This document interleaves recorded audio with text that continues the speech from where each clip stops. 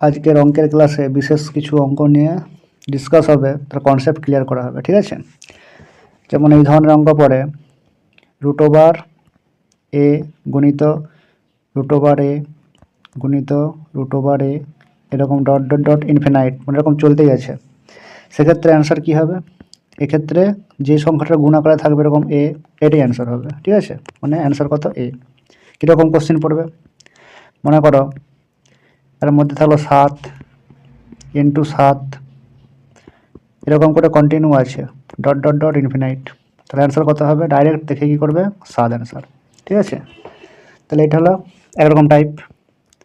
আর একটা এখানে ইনফিনাইটিভের জায়গায় তোমার নির্দিষ্ট নাম্বার থাকবে, বলবো এনতম সংখ্যা। আমরা এরকম ডট ডট ডট করে বলে 15টি সংখ্যা আছে এরকম। ঠিক আছে, এরকম রুটের মধ্যে 15টি, তখন কিন্তু এরকম হবে না, তখন অন্য নিয়ম আছে। সেটার জন্য দেখো কী করতে হবে। এবার একই রকম অঙ্ক ইনফিনাইট না বলে তুমি নির্দিষ্ট টার্ম বলে দেবে যে এত টার্ম পর্যন্ত আছে এরকম জিনিসটা। মনে করো a into A dot dot dot কত nth টার্ম, nতম সংখ্যা পর্যন্ত বলছে, তখন সূত্রটা কি? এই টাইপটাই বেশি কোশ্চেন পরীক্ষায় আসে। ঠিক আছে, তাহলে প্রথমে a লিখে দেবো, তার পাওয়ারে কি বসবে? পাওয়ারে 2n - 1 ডিভাইড বাই 2n, এটা পুরোটাই পাওয়ারে থাকবে। তো পরীক্ষা কীরকম কোশ্চেন পড়ে দেখো, তোমাকে হয়তো বলা হলো 7 ইন্টু এভাবে চলতে থাকলো গুণাকারে ডট ডট ডট পরে দিল 5th টার্ম, কত? 5th টার্ম, 5তম সংখ্যা পর্যন্ত আছে। তাহলে অ্যান্সারটা কী হবে? আর ডাইরেক্ট তুমি প্রথমে 7 লিখলে, পাওয়ারে কি বসবে? পাওয়ারে বসতেছে আর যেটা 2 তার পাওয়ার n, মানে কতগুলো আছে? 5, 2^5 - 1 ডিভাইড বাই 2^5। তাহলে অ্যান্সারটা কত হবে? অ্যান্সারটা 7 2^5 কত হয়? তা 2 2 4, তারপর কত? 8 16 32, তাহলে 32 - 1 ডিভাইড বাই 32। তাহলে অ্যাকচুয়াল অ্যান্সারটা কত হবে? তাহলে 7^31 এটা অ্যান্সার। এটা ভালো করে দেখে রাখো, এটাই পরীক্ষায় বেশি আসে। ঠিক আছে, নেক্সট টাইপ কোশ্চেন দেখো এরকম পড়তে পারে। মনে করো তোমাকে দিয়ে দিল, 1 মিনিট কালারটা চেঞ্জ করি। হ্যাঁ, মনে করো দিল a প্লাস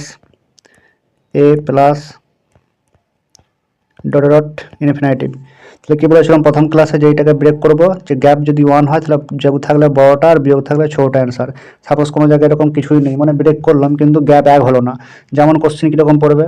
জাস্ট ফর্মুলাটাকে লিখে দিই, তারপর কোশ্চেনটা লেখাবো। ঠিক আছে, এরকম ক্ষেত্রে ফর্মুলা কী হবে? যদি গ্যাপ 1 না হয়, ফর্মুলা হচ্ছে যে 1 plus √1 plus 4a divide by 2।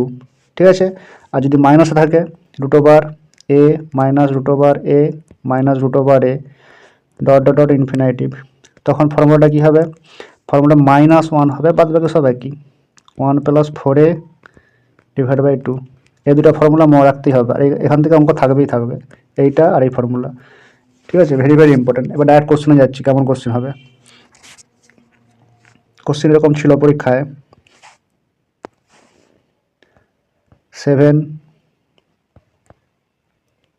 7 দিয়ে ধরো দিলাম একটা ডট ডট ডট ইনফিনাইটিভ। 7কে তো ভেঙে 1-এর গ্যাপ করা যাবে না, 7 তো মৌলিক। তাহলে এখন ডাইরেক্ট ফর্মুলা লাগাবো। তাহলে 1 প্লাস কী হবে? 1 প্লাস 4a, মানে 4 7 28 ডিভাইড বাই কত? 2। তাহলে 1 প্লাস √29 ডিভাইড বাই 2। এরকম অঙ্কে তোমার রেঞ্জ থাকবে। রেঞ্জ মানে 29 তো পূর্ণবর্গ সংখ্যা নয়, তো একে তো বর্গমূল করা যাবে না, তো এখানে তোমার রেঞ্জ বের করতে হবে। রেঞ্জ মানে কি? ভালো করে শিখে রাখো এই স্টেপটা।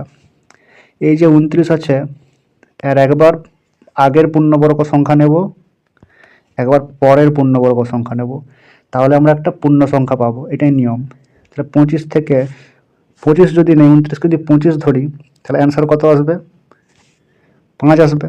বর্গমূল আছে, তাহলে 5 আসবে। আর একবার কত আসবে? 6 আসবে। তাহলে 5 একবার নিলে 5 আর 1 6 ভাজিত 2 কত হচ্ছে? 3। আর একবার যদি 6 নেই, 6 প্লাস 1 7 ভাজিত 2 মানে 3.5।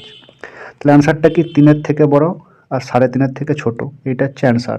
তাহলে অপশনে তোমার যখন রেঞ্জ আকারে অ্যান্সার থাকতে পারে, মানে অপশন থাকতে পারে, অথবা 3 আর 3.5-এর মাঝে একটা পয়েন্ট নম্বর থাকবে, সেটা হবে। ঠিক আছে, তোমার তাহলে যেমন অপশন থাকবে সে অনুযায়ী তুমি অ্যান্সারটা করবে। এটা ভেরি ভেরি ইম্পর্টেন্ট কোশ্চেন। ভালো করে দেখে রাখো। আর মাইনাস থাকলে কি হতো, একই সেম লজিক দেখিয়ে দিচ্ছি।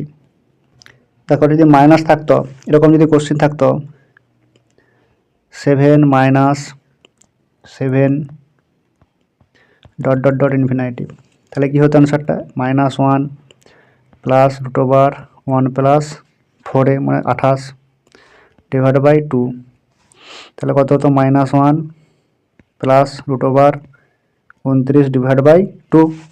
সেম ওয়েতে কী করবো, একবার কত নেব 25, একবার 36, তাহলে একবার 5 আসবে আর একবার 6 আসবে।